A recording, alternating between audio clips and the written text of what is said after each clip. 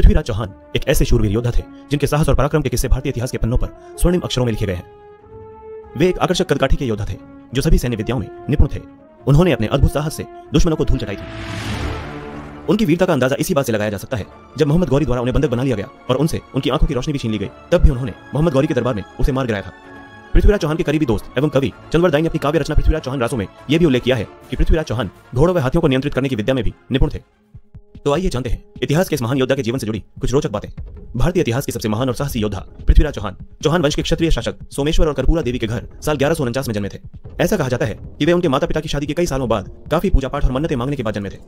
वहीं उनके जन्म के समय से ही उनकी मृत्यु को लेकर राजा सोमेश्वर के राज में षड्यंत्र रचे जाने लगे थे, लेकिन उन्होंने अपने दुश्मनों की हर साजिश को नाकाम कर दिया और वे अपने कर्तव्य पथ पर आगे बढ़ते चले गए।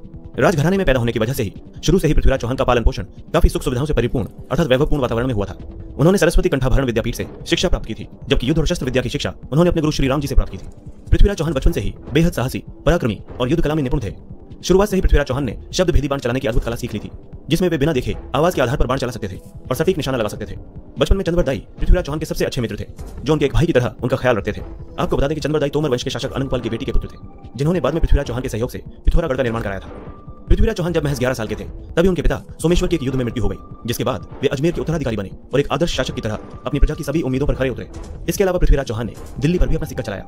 दरअसल उनकी मां कर्पूरा देवी अपने पिता अनंगपाल की इकलौती बेटी थी, इसीलिए उनके पिता ने अपने दामाद और अजमेर के शासक सोमेश्वर चौहान से पृथ्वीराज चौहान की प्रतिभा को भांपते हुए अपने साम्राज्य का उत्तराधिकारी बनाने की इच्छा प्रकट की थी, जिसके तहत 1166 में उनके नाना अनंगपाल की मृत्यु के बाद पृथ्वीराज चौहान दिल्ली के राज सिंहासन पर बैठे और कुशलतापूर्वक उन्होंने दिल्ली की सत्ता संभाली।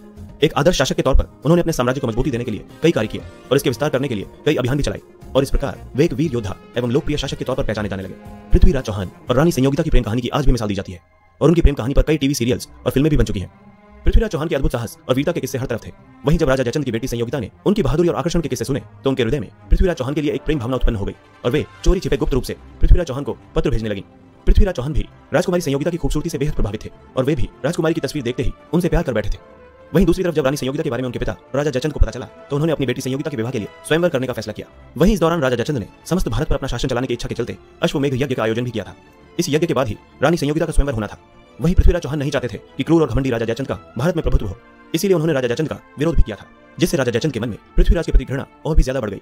जिसके बाद उन्होंने अपनी बेटी के स्वयंवर के लिए देश के कई छोटे बड़े महान योद्धाओं को न्योता दिया, लेकिन पृथ्वीराज चौहान को अपमानित करने के लिए न्योता नहीं भेजा और द्वारपालों के स्थान पर पृथ्वीराज चौहान की मूर्तियां लगा दी। वहीं पृथ्वीराज चौहान जयचंद की चालाकी को समझ गए और उन्होंने अपनी प्रेमिका को पाने के लिए एक गुप्त योजना बनाई। बता दें कि उस समय हिंदू धर्म में लड़कियों को अपना मनपसंद वर चुनने का अधिकार था। वहीं अपने स्वयंवर में जिस भी व्यक्ति को वो गले में माला डालती, वो उसकी रानी बन सकती थी। वहीं स्वयंवर के दिन जब कई बड़े बड़े राजा अपने सौंदर्य के लिए पहचानी जाने वाली राजकुमारी संयोगिता से विवाह करने के लिए शामिल हुए, उसी समय स्वयंवर में जब संयोगिता अपने हाथों में वरमाला लेकर एक एक कर सभी राजाओं के पास से गुजरी और उनकी नजर द्वार पर स्थित पृथ्वीराज चौहान की मूर्ति पर पड़ी, तब उन्होंने द्वार पर खड़ी पृथ्वीराज चौहान की मूर्ति पर हार डाल दिया, जिसे देखकर स्वयंवर में आए सभी राजा खुद को अपमानित महसूस करने लगे। वहीं पृथ्वीराज चौहान अपनी गुप्त योजना के मुताबिक द्वारपाल की प्रतिमा के पीछे खड़े थे और तभी उन्होंने राजा जयचंद के सामने रानी संयोगिता को उठाया और सभी राजाओं को युद्ध के लिए ललकार कर वे अपनी राजधानी दिल्ली चले गए। इसके बाद राजा जयचंद गुस्से से आग बबूला हो गया और इसका बदला लेने के लिए उसकी सेना ने पृथ्वीराज चौहान का पीछा किया, लेकिन उसकी सेना महान पराक्रमी पृथ्वीराज चौहान को पकड़ने में असमर्थ रही। जयचंद के सैनिक पृथ्वीराज चौहान का बाल भी बांका नहीं कर सके। हालांकि इसके बाद राजा जयचंद और पृथ्वीराज चौहान के बीच साल 1189 और 1190 में भयंकर युद्ध हुआ, जिसमें कई लोगों की जाने गई और दोनों सेनाओं को भारी नुकसान पहुंचा। दूरदर्शी शासक पृथ्वीराज चौहान की सेना बहुत बड़ी थी, जिसमें करीब 3 लाख सैनिक और 300 हाथी थे। उनकी विशाल सेना में घोड़ों की सेना का भी खासा महत्व था। पृथ्वीराज चौहान ने अपनी इस विशाल सेना की वजह से न सिर्फ कई युद्ध जीते, बल्कि वे अपने राज्य का विस्तार करने में भी कामयाब रहे। वहीं पृथ्वीराज चौहान जैसे जैसे युद्ध जीते गए, वैसे वैसे वे अपनी सेना को भी बढ़ाते गए। चौहान वंश के सबसे बुद्धिमान और दूरदर्शी शासक पृथ्वीराज चौहान ने अपने शासनकाल में अपने राज्य को एक नए मुकाम पर पहुंचा दिया था। उन्होंने अपने राज्य में अपनी कुशल नीतियों के चलते अपने राज्य के विस्तार करने में कोई कोर कसर नहीं छोड़ी थी। पृथ्वीराज चौहान पंजाब में भी अपना सिक्का जमाना चाहते थे, लेकिन उस दौरान पंजाब में मोहम्मद शहाबुद्दीन गौरी का शासन था। वहीं पृथ्वीराज चौहान की पंजाब पर राज करने की इच्छा मोहम्मद गौरी के साथ युद्ध करके ही पूरी हो सकती थी, जिसके बाद पृथ्वीराज चौहान ने अपनी विशाल सेना के साथ मोहम्मद गौरी पर आक्रमण कर दिया।